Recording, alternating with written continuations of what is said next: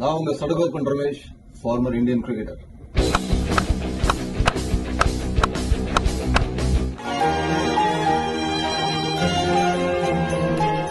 வணக்கம் சகோ. அந்த வடிவேல ஜோக் தாங்க எனக்கு ஞாபகம் வருது. அடி வாங்கினது நான், கப்பு எனக்கு தான் அப்படின்னு கப்பை தூக்கின்னு போயிட்டீங்களா? அநியாயம். ஜெயிச்ச டீமுக்கு தான் கப்பு என்னீங்க. என்னன்னு பாத்தீங்கன்னா சகோ, போன இதில் நான் சொன்னேன், இந்த மேட்சுக்கு அப்புறம் பாத்தீங்கன்னா எக்கச்சக்கமா டிராமாலாம் நடந்தது அப்படின்றத அதை தான் இந்த வீடியோலாம் பேச போறோம். பேசலாம் வாங்க. இந்த ஏஷியா கப்ல பாத்தீங்கன்னா எக்கச்சக்கமா முதல்ல இருந்து நமக்கு பாத்தீங்கன்னா கை குலுக்காது. அதுக்கப்புறம் பாத்தீங்கன்னா போஸ்ட் மேட்ச் கான்ஃபரன்ஸ் வந்து சல்மான் ஆகா அவர் வந்து அவாய்ட் பண்ணுது. அதுக்கப்புறம் ஹாரிஸ் ராஃபர் ஜெட்டு விட்டது. அதுக்கப்புறம் இவர் ஃபரான் துப்பாக்கி பிடிச்சது. இந்த மாதிரி எத்தனையோ விஷயங்கள் மாறி மாறி சூடு பிடிக்கப்படி ஒரு மேட்ச்லையும் ஏற்றிட்டே போனாங்க. அப்படின்ற போது இந்த மேட்ச்லையும் நீங்க பாத்தீங்கன்னா அந்த கையெல்லாம் குலுக்க மாட்டோம், நாங்க வருவோம், மேட்ச் ஆடுவோம், ஜெயிப்போம், போயிட்டே இருப்போம் அப்படின்றது. கப்பு முக்கியம் பிகிலன்னு இந்தியா சூப்பரான ஒரு கிரிக்கெட் ஆடினாங்க. பட் என்ன நடந்ததுன்னு பாத்தீங்கன்னா, இந்த மேட்சுக்கு அப்புறம் டிராஃபிய இவர் கையிலேருந்து வாங்க மாட்டோம்னு சொன்னாரு. அந்த அவர் யாரு? சரி, மேட்சுக்கு அப்புறம் தான் இந்த டிராமா நினைக்கிறீங்களா? அது கிடையாதுங்க. மேட்சுக்கு முன்னாடி என்னாச்சு பாத்தீங்கன்னா, பிசிபி வந்து எங்களுக்கு நியூட்ரல் கமெண்டேட்டர் தான் டாஸ்ல இருக்கணும் அப்படின்னு ஒரு கோரிக்கை வச்சாங்க. இதனால ரெண்டு தரப்பு ஸ்டோரி சொல்லப்படுகிறது. ஒன்னா ரவி சாஸ்திரி கடுப்பாயிட்டாரு. அவர் தான் சொல்லிட்டாரு, சரி நான் சூரியகுமார் யாதவ் கிட்ட நான் கேள்வி கேட்கிறேன், சல்மான் ஆகா கிட்ட நீங்க வேற யாராவது வச்சு கேட்டுக்கோங்க அப்படின்னு சொல்லப்பட்டதாகவும், இல்ல அது வந்து ஒரு அக்ரிமெண்ட், ஓகே பிசிபி இந்த மாதிரி கேட்டதுனால என்ன பண்ணிருக்காங்க, ரவி சாஸ்திரியும் வச்சுட்டு இந்த பக்கம் வந்து வக்கார் யூனிட்ஸ் வச்சு சல்மான் ஆகாவை கேள்வி கேட்க வைக்கிறோன்றது ஒரு அண்டர்ஸ்டாண்டிங்ல வந்த மாதிரியும் சொல்றாங்க. இது எது உண்மையா அதை விட்டுருங்க. ஏன்னா நம்மளுக்கு டாஸ்னால என்னையுமே ரவி சாஸ்திரி அந்த வாய்ஸ் அப்படின்னு பாருங்க, வேற லெவல்.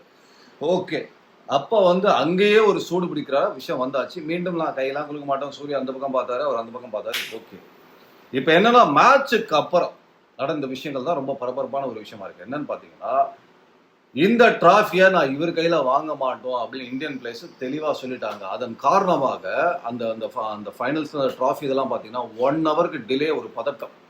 என்னடா இவ்வளவு நேரம் ஆச்சு, மேட்ச் நார்மலா முடிஞ்சாட்டாக்கு சட்டுப்பட்டு கூப்பிட்டு முடிப்பீங்க, மேட்ச் ஆரம்பிச்சதே 8 மணிக்கு அப்படின்ற போது நடுநிசையில பிசாசு சுத்துற வேலையில மேட்சே முடிஞ்சு போச்சு, இன்னும் பிரசன்டேஷன் ஆரம்பிக்கல அப்படின்னு கேட்கப்பட்ட கேள்விக்கு என்ன பிரச்சனை பாத்தீங்கன்னா, இதுதான் பிரச்சனை. என்னன்னு பாத்தீங்கன்னா, இந்தியன் பிளேயர்ஸ் வந்து மோசின் நக்வி, ஏசியன் கிரிக்கெட் கவுன்சிலோட பிரசிடென்ட், பாகிஸ்தான் கிரிக்கெட் போர்டோட பிரசிடென்டா இருக்கிறவர் வந்து அவர் கையில நாங்க இந்த கோப்பையை வாங்க மாட்டோம் அப்படின்ட்டாங்க இந்தியன் பிளேயர்ஸ். இது ஏற்கனவே இந்த வாய்க்கா தகராறு போகுது, பஞ்சாயத்து போகுது, அதெல்லாம் ஓகே. அதுக்கு முன்னாடியே நீங்க பாத்தீங்கன்னா சல்மான் ஆகா ரன்னர்ஸ் அப், அவர் அந்த செக்கை வாங்கிட்டு அவர் பேட்டிக்கு போன போது அந்த செக்கை தூக்கி அடிச்சுட்டு போனார். இதுல ஒரு வித்தியாசம் இருக்கு சார். என்னன்னு பாத்தீங்கன்னா, ஒருத்தர் கையிலேருந்து நான் ஒண்ணு வாங்க மாட்டேன்னு சொல்றது ஒரு விதம், ஒருத்தர் கையில வாங்கிட்டு தூக்கி அடிக்கிறது வேற.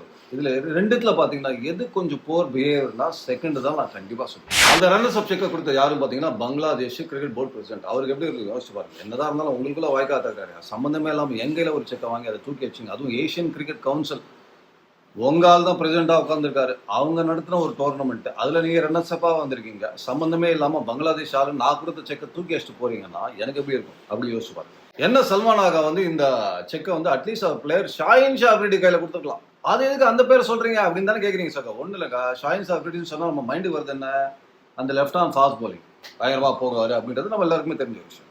பயங்கரமானா சம்டைம் அவர் சைடுக்கே பயங்கரமா போகுது, அது வேற விஷயம். ஓகே, அவர் வந்து இந்த டோர்னமெண்ட்ல ஏசியா கப்ல சல்மான் ஆகாவோட ஜாஸ்தி ரன் பேட்டிங்ல அடிச்சிருக்காரு. அப்ப அவர்கிட்ட கொடுத்துருக்காங்கல்ல. ஸோ ஒரு பேட்ஸ்மேனாகவும் அவர் சொல்லிக்கல, ஒரு கேப்டனாகவும் சொல்லிக்கல, அவருக்கு எப்படி ப்ரெஷர் ஹேண்டில் பண்றது ஆஃப் த ஃபீல்ட்னு தெரியல சல்மான் ஆகாவுக்கு. ஓகே, எல்லாத்துலயுமே ஃபெயில் ஆயிட்டார். இப்ப மோசின் நக்வி கிட்ட இருந்து இந்தியா அந்த டிராஃபியை வாங்க மாட்டோம் அப்படின்னு சொன்னாங்கன்னா, அதுக்கு முக்கியமான காரணம் ஏற்கனவே அந்த வாய்க்கா தகராறு எல்லாம் போயிட்டு இருக்கு. நீங்க பாகிஸ்தானை சேர்ந்தவர், அந்த அரசியல் எல்லாம் ரொம்ப பிரபலமான ஒருத்தர், அரசியல்ல ஈடுபட்டு மினிஸ்டராலாம் இருந்தவர் தான் மோசின் நக்வி. அவர் இப்ப ஏசிசி பிரசிடென்டா இருக்காரு. இதெல்லாம் ஒரு காரணம்.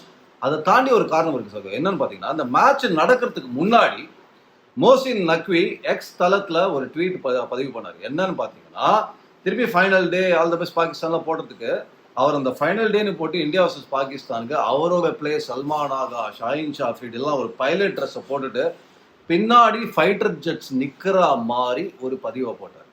இது தேவையா? அந்த பதிவு எதுவும் இருக்கால நீக்கிட்டாரான்னு தெரியல. பட் அப்பப்போ ஒரு பில்டப் கொடுப்பாரு. அவர் எதுக்கு ஸ்போர்ட்ஸ்ல அரசியல எடுத்துட்டு வரீங்க, அதே மிக்ஸ் பண்றீங்க. அரசியல் இருந்து முக்கிய பதவி வகிச்சு அரசியல் இருந்தா நீங்களே ஸ்போர்ட்ஸ்ல குதிச்சிருக்கீங்க அப்படின்றதுனால இது தேவையா? அதாவது சல்மான் ஆகா நீங்க பாத்தீங்கன்னா பிரஸ் கான்ஃபரன்ஸ் சொல்லியிருக்காரு, ஹேண்ட் ஷேக் நடக்காத ஒரு கேமை நான் கேள்விப்பட்டதே இல்லைன்னு. ஜெயிச்ச டீமுக்கு டிராஃபி கொடுக்காததை நீங்க கேள்விப்பட்டிருக்கீங்களா சல்மான் ஆகா? சொல்லுங்க, என்னங்க இது? சரி, நான் உங்க கையில டிராஃபி வாங்க மாட்டேன் நீங்க சொல்லிட்டீங்கன்னா என்ன பண்ணுவாங்க? ஓ, என் கையில உனக்கு டிராஃபி வாங்க விருப்பம் இல்லை என்றால் நான் இங்கிருந்து வெளியேறுகிறேன் அந்த மாதிரி நிறைய பார்த்துருக்கோம். போகும்போது டிராஃபி எடுத்து தூக்கின்னு போவீங்களா ஹோட்டல் ரூமுக்கு? என்னங்கடா இது? சரி பாகிஸ்தான் டிராஃபிக்னா இந்த மாதிரி எடுத்தா தான் உண்டு போல இருக்கு. அவர் நெக்ஸ்ட் ஹோட்டல் ரூம் தூக்கி போட்டார். ஆக்சுவலி இது எப்படிங்க உங்களுக்கு அந்த டிராஃபி எடுத்துட்டு போகிறதுக்கான உரிமையே இல்லை. ஒரு விஷயம் என்னன்னு பாத்தீங்கன்னா, இந்தியா என்ன சொன்னாங்கன்னா, வைஸ் பிரசிடென்ட் அங்க இருக்கிற UAE கிரிக்கெட் போர்டு உங்க பிரசிடென்ட் சேர்மன் அவர்கிட்ட நாங்க வாங்கிக்கிறோம் அது அப்படின்னு சொன்னாங்க. இல்ல பிரசிடென்டான நான் தான் கொடுக்கணும், இது என்னுடைய கோப்பைன்னு அவர் பதில் வச்சிருக்கு. உங்க கோப்பை அது ஆக்சுவலி இது டோர்னமெண்ட் நடத்தக்கூடிய ஒரு கோப்பை. இன்ஃபேக்ட் 2022 ஸ்ரீலங்கா வின் பண்ணும்போது அந்த கோப்பையை வந்து ACC பிரசிடென்டா இருந்த நம்ம BCCI பிரசிடென்ட் கொடுக்கல. அப்ப இந்த வாய்க்கா தகராறும் இல்லை, வேற யாராவது கொடுங்கன்னு சொல்லிட்டு அது கொடுக்கப்பட்டது.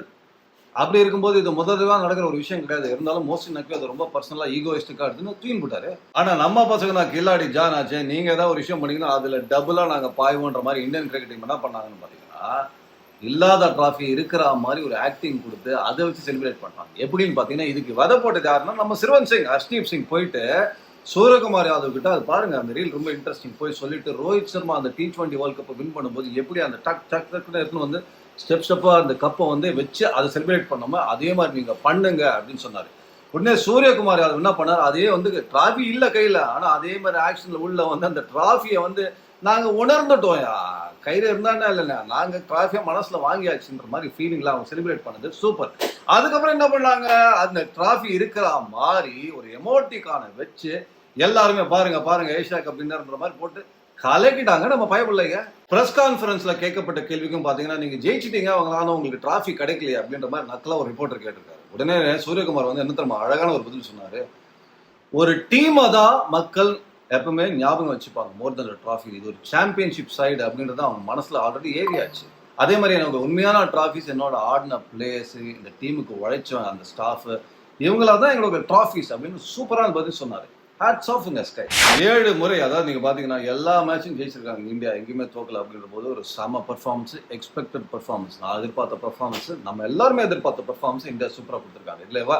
இதுல என்னன்னா அந்த பக்கம் பாத்தீங்கன்னா ஃபேன்ஸ்லாம் செம கோவமா இருக்காங்க. அதுல ஒரு இன்ட்ரெஸ்டிங் பதிவு நான் பார்த்தேன் சகோ. அதுல என்னன்னு பாத்தீங்கன்னா, ஒரு பாகிஸ்தான் ஃபேனு கதர்றாரு. ஒரு பதிவு போட்டிருக்காரு, அது எங்கேயாவது இன்ஸ்டாகிராம்ல இருக்க மாட்டது பாருங்க. கதர்றாரு, கச்சாமுச்சான்னு திட்டுறாரு. ஹாரிஸ் ராஃபை வெளுத்து வாங்குறாரு. அவர் என்ன சொல்லியிருக்காருன்னா, சும்மா இருந்த சங்க ஏன் ஊதி கெடுத்த அப்படின்ற மாதிரி, நீ ஏன் அந்த இதை பண்ண ஜெட்டு, அது நீ பண்ணதில்ல, இன்னும் சீண்டி விட்டுட்ட இந்தியன் டீமை, அவன் வச்சு பொழந்துட்டாங்க அவனை கடைசி மேட்ச் அப்படின்னு சொல்லிட்டு பயங்கர கோவத்துல, ஏன் எதுக்கு பண்ணீங்க, நாங்க தான் இன்னைக்காவது இந்த கனவு நினைவுன்னு சொல்லிட்டு வெயிட் பண்ணிட்டு இருந்த போது அதை உடைச்சிட்டீங்க ஹாரிஸ் ராஃப்னு செம கோவமா பேசுறாரு. ஆனா அந்த பதிவுல ரொம்ப இன்ட்ரெஸ்டிங்கான விஷயம் என்னன்னா, அந்த கோவம் வந்து பாகிஸ்தான் பக்கம் இருக்குன்னு நம்ம எதிர்பார்த்த ஒரு விஷயம். அந்த ஃபேன்ஸ், ஏன்னா அவங்களும் நம்ம ஃபேன்ஸா அவங்க டீம் ஜெயிக்கணும்னு யோசிக்கிறாங்க, நியாயமான ஒரு விஷயம். பட் என்னன்னா அந்த கோவம் அவர் பண்ற அந்த பதிவு, அந்த ரூம் ஃபுல்லா பாத்தீங்கன்னா கிரிக்கெட் போஸ்டர்ஸ், பாகிஸ்தான் சப்போர்ட் எல்லாம். ஆனா அதிகமான போஸ்டர் அவர் யாரை வச்சிருக்கான்னு பாத்தீங்கன்னா, விராட் கோலி. இந்த பக்கம் அவர் ஏன் பாகிஸ்தான் தோத்துட்டீங்கன்னு கோவத்துல பேசும்போது அவருக்கு சோத்துல பாத்தீங்கன்னா பின்னாடி எல்லாமே நம்ம கிங் கோலி அப்படி பேட்டப் பண்ணிட்டு இருக்காரு, இப்படி பண்ணிட்டு இருக்காரு, அப்படி பண்ணிட்டு இருக்காரு. ஸோ விராட் கோலி எந்த அளவுக்கு ஒரு எக்ஸ்ட்ராடினரி அவரோட ஃபேன் பேஸ் இருக்குன்றத பாருங்க சார். ஓகே, இந்த டோர்னமெண்ட்டே பாத்தீங்கன்னா இந்தியா பாகிஸ்தான் ஆரம்பிச்சதுமே பயங்கரமான ஒரு ட்ராமா, ஒரு ஃபைட்டு, எமோஷனல் பேட்டில்லாம் நம்ம பார்த்தோம். நாங்கள் ஹேண்ட் ஷேக் பண்ண மாட்டோம் அப்படின்னு சொன்னோன்னே சல்மான் ஆகா போஸ்ட் மேட்ச் கான்ஃபரன்ஸ் அவாய்ட் பண்ணுது. அதுக்கப்புறம் PCB கடைசி மேட்ச் டாஸ்ல வந்து எங்களுக்கு நியூட்ரல் ப்ராட்காஸ்ட் தான் வேணும்னு கேட்டது. இதெல்லாம் ஓகேங்க. இந்த ஒரு நாங்கள் ஒன்று பண்ணோம், நீங்கள் ஒன்று பண்ணுங்க, இதெல்லாம் ஓகே. பட் இந்த ஹாரிஸ் ராஃப், இந்த ஃபரான் துப்பாக்கி, அதெல்லாம் தாண்டி ரன்னர்ஸ் அப் செக்கை வாங்கிட்டு இறங்குறீங்க, டயஸ் தூக்கி அடிக்கிறீங்க. உங்களுக்கு வச்சுக்க விருப்பம்லாம் வேற யாருக்கிட்ட கொடுத்துருக்கலாம், இல்லை வேற யாராவது வாங்க கூட சொல்லியிருக்கலாம். ஏன்னா கொடுத்தவரையும் நீங்கள் அங்கே அவமானப்படுத்திருக்கீங்க அப்படின்ற போது, அதுக்கப்புறம் ஒரு Pakistan cricket board chairman plus ஒரு அரசியல்வாதியாக இருந்த ஒரு அரசியல்வாதியாக ஏன் அந்த முக்கியமாக சொல்லணும்னா, பல முடிவுகள் பாகிஸ்தான் எடுத்த அரசியல் முடிவுகளில் இவரும் சம்மந்தப்பட்டிருக்காரு அப்படின்ற போது, பிளஸ் அந்த எக்ஸ் அந்த தளத்தில் ட்வீட் அதெல்லாம் சேர்ந்து நாங்கள் வாங்க மாட்டோம்னு சொன்னோன்னே நீங்கள் கோவத்தில் நீங்கள் வெளில போயிருக்கலாம். போகும்போது டிராஃபியும் தூக்கின்னு போனீங்கன்னா எப்படிங்க, இதெல்லாம் ரொம்ப சைல்டிஷாக இருந்துச்சு.